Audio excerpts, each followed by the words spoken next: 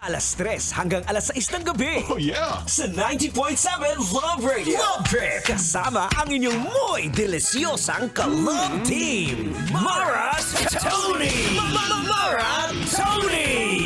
Ikaw, anong trip mo?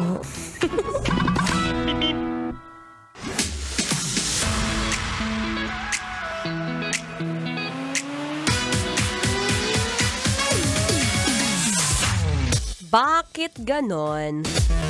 Alam naman natin na walang perpektong tao sa mundo. Pero bakit may perpektong chismis?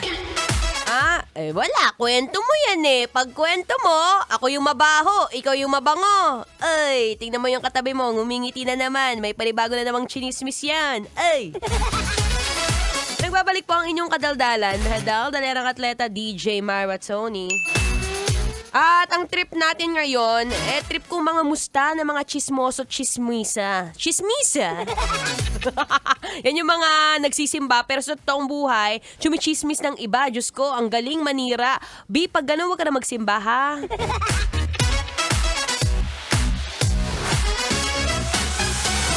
Alam mo, marami namang mga senaryo kung saan nakakatawa rin kapag hindi naman mawawala yan sa nature ng isang tao ang maging judgmental.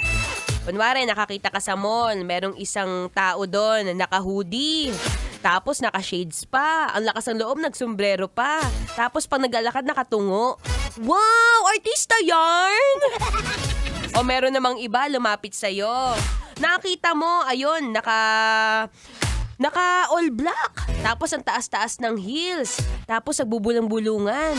Kunwari, pumasok dun sa mamahaling kape. Sabi, can I order one caramel macchiato? Tapos mamaya makita mo yung wallet, wala naman talagang laman. Kunwari lang, pekeng sosyal. Pero kapag kaganyan, alam mo, naniniwala ako, huwag ka na maging judgmental, B, kung hindi ka naman perfect, ha? Kaya tingnan mo yung katabi mo.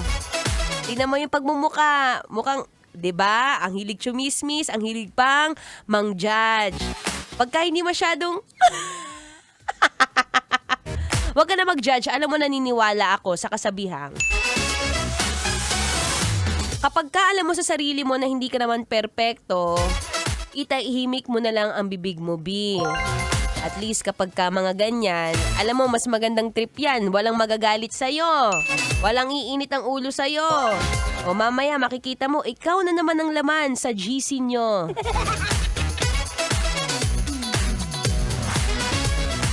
Oh yeah, pero share ko lang din.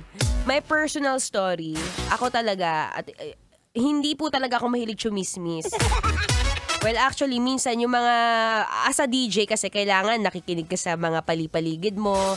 Pero ako, pagka naririnig ko yung mga masasamang sinasabi ng tao, labas sa kaliwang tenga.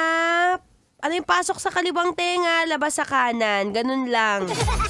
Diyos ko, alam mo kung wala ka naman pagkakakitaan sa chismis na yan, huwag ka na chumismis, be.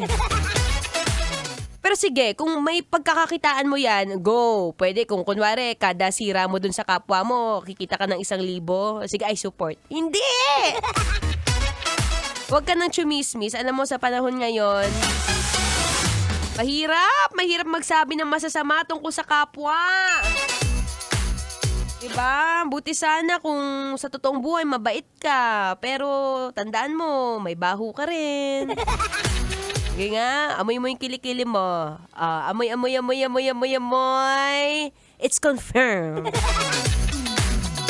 Anyway, maya-maya, ako'y magbabalik. Bibigyan kita ng mga ilang trip kung saan kahit papaano mabawas-bawasan ang kasalanan kay Lord. Kahit papaano pabawas-bawasan ang pagiging judgmental, ang pagiging chismosa, ha? Habang dumadaldal ka dyan, umigop muna ng mainit na kape at sabayan ng magandang music. Naku, perfect! Perfecto sa mga chismosa. Ay! Here's another song brought to you by G22 entitled Papa Laban. Let's go! Bago na ang panahon. Metro's number one. Metro's number one.